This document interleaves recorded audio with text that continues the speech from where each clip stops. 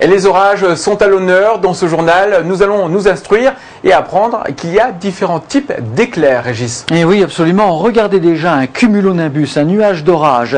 Déjà, tout est une question de charge négative ou de charge positive finalement. En général, les charges positives sont en bas du nuage, les charges négatives au milieu. Et entre tout ça, effectivement, il y a des étincelles, des éclairs. Regardez justement les différents types d'éclairs qui existent au sein d'un cumulonimbus.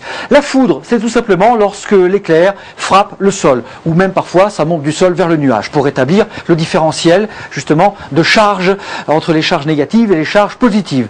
Il y a aussi des éclairs dans le nuage, des intra-nuageux pour établir le différentiel au sein du nuage qui souvent est chargé de façon négative et positive dans plusieurs coins du nuage. Des éclairs internuageux qui peuvent s'échanger, j'allais dire, entre différents nuages d'orage qui se côtoient en fonction de leurs différentes charges. Et puis il y a des éclairs en nappe lorsque finalement que l'éclair jaillit du nuage pour établir l'équilibre électrique avec l'atmosphère environnante. Alors on va justement regarder ce que ça donne concrètement en photo. Voici un éclair en nappe, c'est vraiment superbe.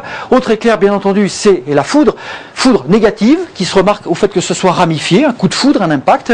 Autre forme d'éclair que l'on a vu, c'est l'intra-nuageux, c'est les éclairs que vous voyez dans le ciel mais qui ne frappent pas le sol. Et puis enfin on termine par le superbolt, c'est un coup de foudre mais de charge positive, ça fait une déflagration énorme et c'est très dangereux, ça peut déclencher des incendies de forêt.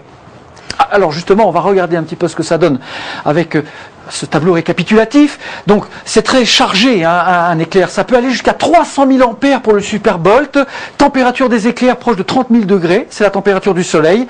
On dénote en général 30 millions d'éclairs par an sur la Terre, en France 1 million, mais seuls 15 à 20% de tous ces éclairs touchent finalement le sol.